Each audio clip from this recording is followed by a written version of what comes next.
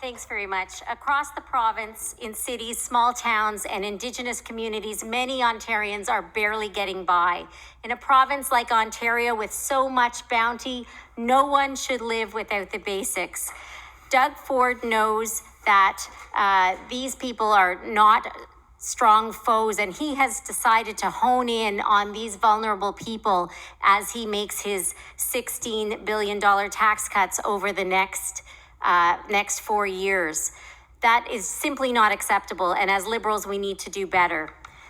Alvin is going to be disappointed, but the first thing I'm going to say is that we need to resume the basic income pilot project that was canceled midstream by the Ford government. Now, I believe it's important to look at it as a pilot project. I believe that it's important to gather the data and make sure that program is doing what it's supposed to do before we roll it out more completely. I think it was supposed to be a 3-year pilot. I think we need to do the 3-year pilot.